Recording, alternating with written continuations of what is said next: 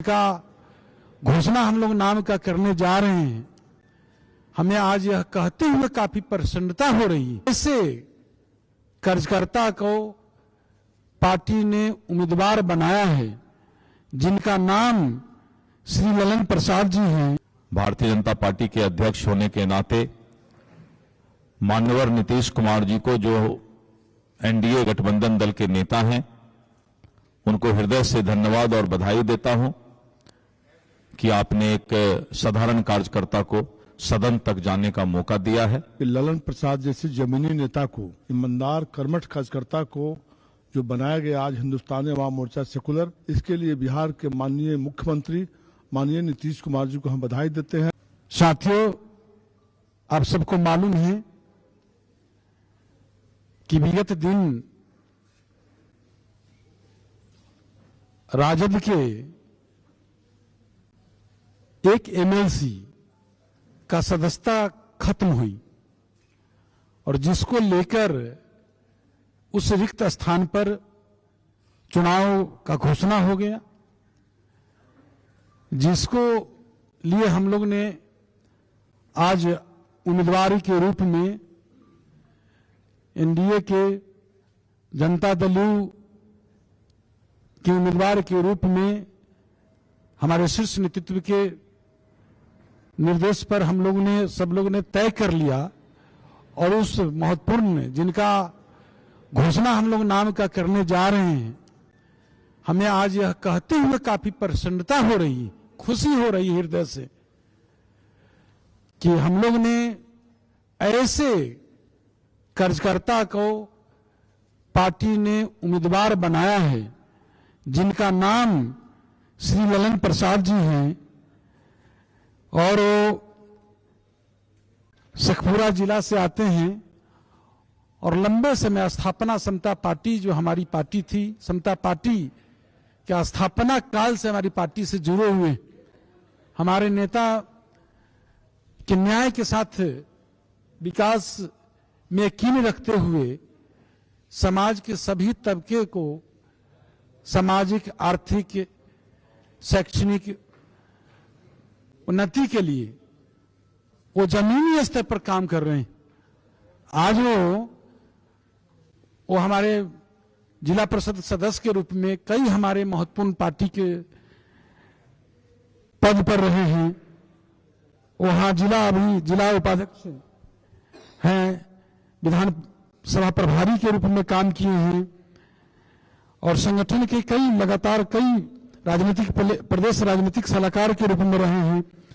और हमें यह कहते हुए और भी काफी प्रसन्नता हो रही कि समता पार्टी से वो लगातार हम लोग के पार्टी में बने हुए हैं और अति पिछड़ा समाज से आते हैं, तो उनका नाम का घोषणा करते हुए हम लोग को काफी प्रसन्नता हो रही है आज। और हमें पूरा विश्वास है, जिस तरह अभी हाल के दिनों में लोकसभा चुनाव में विधानसभा का जो 4 जगह उपचुनाव हुआ, जनता ने जिस तरह अपना फैसला सुनाया और अभी भी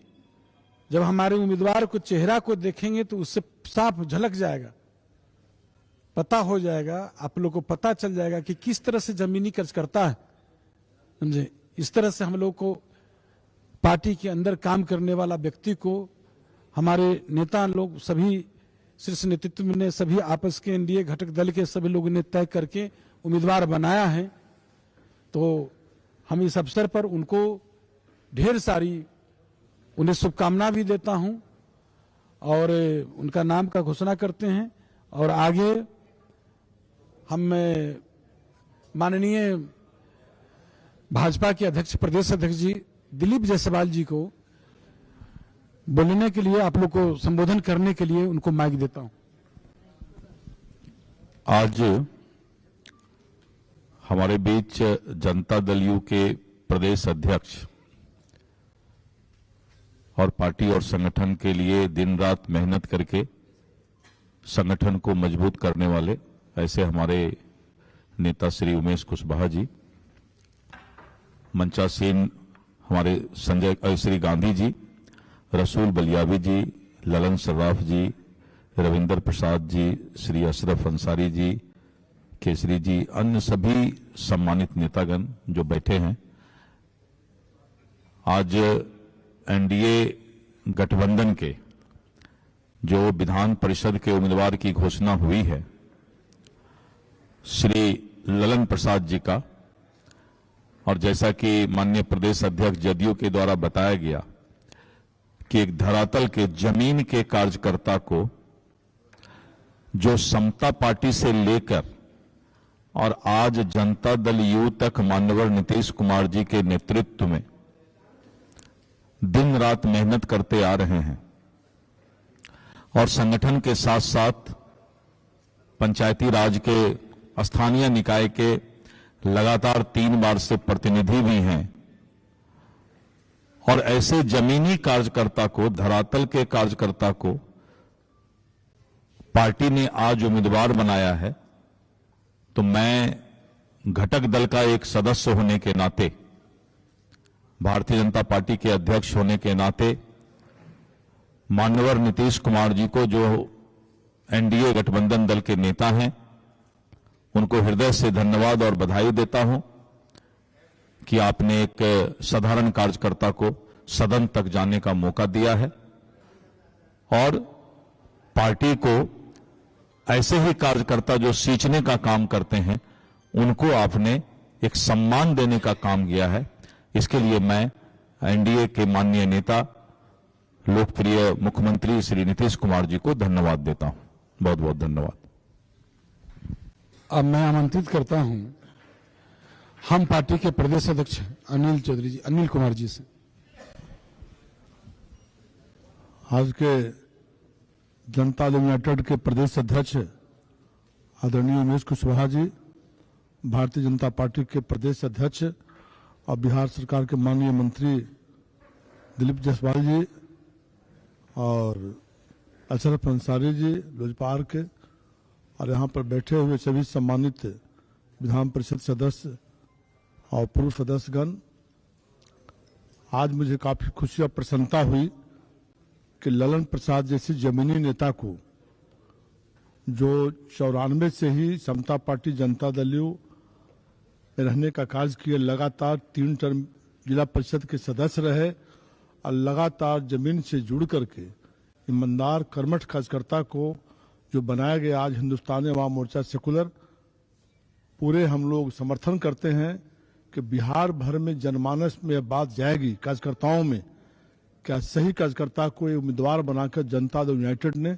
एक बहुत अच्छा कदम उठाया है। इसके लिए बिहार के माननीय मुख्यमंत्री माननीय नीतीश कुमार जी को हम बधाई देते हैं, एनडीए के सभी नेताओं को बधाई देते हैं कि सब लोगों ने मिलकर के इस बात का समर्थन करने का काम किया है। अब हम आग्रह करेंगे लोजपा आर के प्रदेश उपाध्यक्ष जनाब अशरफ साहब से। शुक्रिया। आज इस प्रेस वार्ता में उपस्थित मजबूत और जानदार साथी जनता दल यूनाइटेड के प्रदेश अध्यक्ष आदरणीय उमेश कुशवाहा जी, हमारे बड़े भाई भारतीय जनता पार्टी के प्रदेश अध्यक्ष आदरणीय दिलीप जायसवाल जी, गुलाम रसूल बलियावी साहब, हम पार्टी के प्रदेश अध्यक्ष आदरणीय अनिल कुमार जी, नवीन आर्या जी, रविंदर बाबू और सभी पत्रकार बंधु। सबसे पहले तो 2025 नव वर्ष पे हम लोजपा रामविलास और पार्टी के राष्ट्रीय अध्यक्ष आदरणीय चिराग पासवान जी की तरफ से आप सबों को नव वर्ष की बधाई देते हैं और हम अपने गठबंधन के सभी वरिष्ठ साथियों का आभार प्रकट करेंगे कि उन्होंने जो ये जमीनी कार्यकर्ता दिया है वो सौभाग्य से हमारे जमुई लोकसभा अंतर्गत शेखपुरा विधानसभा के साथी हैं और पार्टी के स्थापना काल से जुड़े हुए जनता दल यूनाइटेड से।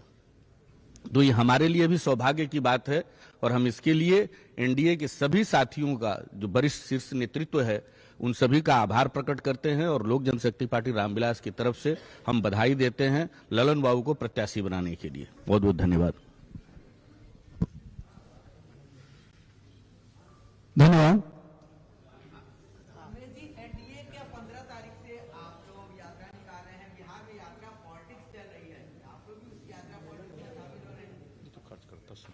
ये तो कार्यकर्ता सम्मेलन है,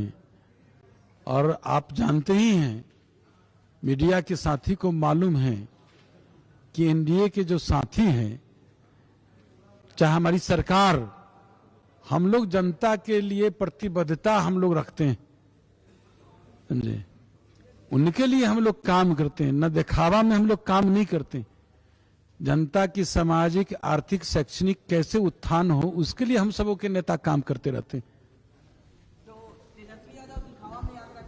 वो तो मालूम है, जनता तो संदेश दे ही दिया है। लोकसभा चुनाव में, विधान परिषद के, विधानसभा के चारों उपचुनाव में जनता ने स्पष्ट संदेश दे दिया है। कुछ कहने की जरूरत नहीं बचती। कब से यात्रा निकल 15 से कहां, किस जिले से निकाल रहे हैं? देखिए, 15 जनवरी से हम बगहा से अपनी यात्रा शुरू कर रहे हैं और बगहा बेतिया से होते हुए हम चंपारण की ओर से आगे बढ़ेंगे। और महात्मा गांधी जी का भी, आपने माननीय नीतीश कुमार जी भी बोलते रहते हैं कि उसी क्षेत्र से कोई यात्रा की शुरुआत शुभ मानी जाती है। तो हम लोग बगहा से यात्रा शुरू कर रहे हैं। ये संयुक्त कार्यकर्ता सम्मेलन है एनडीए के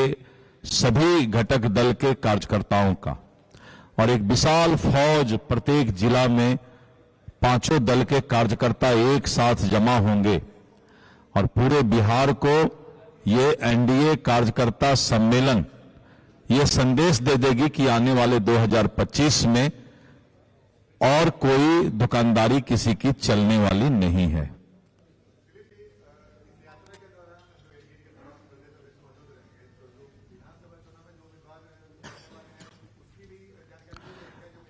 देखिए, मैं बता रहा हूं, हमारे सभी सांसद, सभी विधायक, विधान पार्षद और भूतपूर्व सांसद, विधायक, विधान पार्षद, स्थानीय निकाय के सभी जनप्रतिनिधि, चाहे नगर निकाय हो, चाहे पंचायती राज के हो, पार्टी के सभी राष्ट्रीय स्तर के पदाधिकारी, प्रदेश स्तर के पदाधिकारी, जिला, मंडल और पंचायत स्तर तक के पदाधिकारी और कार्यकर्ता इसमें शामिल होंगे। और निश्चित रूप से जहां पर अभी एनडीए घटक दल का कोई एमएलए नहीं है, विधायक नहीं है, तो वहां के कार्यकर्ता,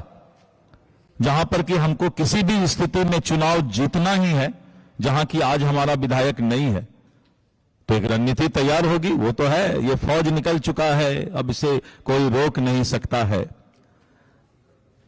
कोई रोक नहीं सकता है।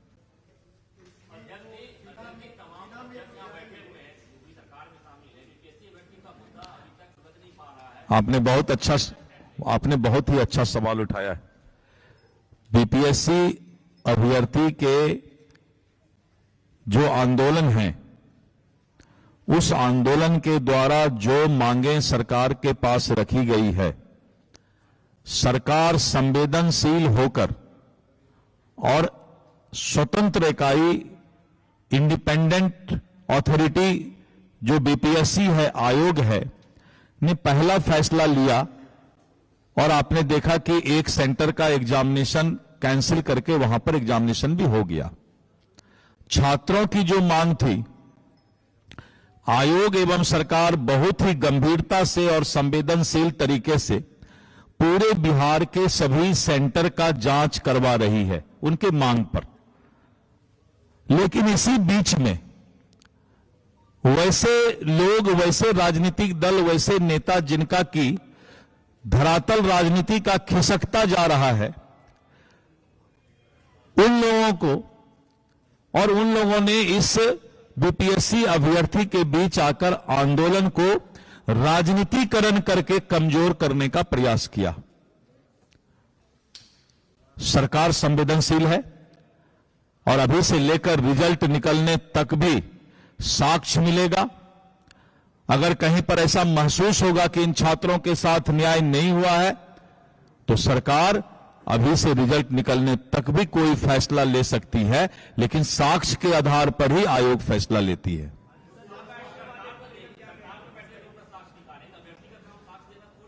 सही बोला आपने, मैंने कहीं नहीं कहा, लगता है आपके दिल में यह बात चल रहा है। मैंने ये नहीं कहा कि अभ्यर्थी साक्ष्य देंगे, पता नहीं आपके दिल में पहले से होगा इसीलिए निकल गया। अच्छा है, निकल जाना। अभ्यर्थी को साक्ष्य नहीं देना है। मैंने कहा सरकार गोपनीय तरीके से एक एक सेंटर का विस्तृत जांच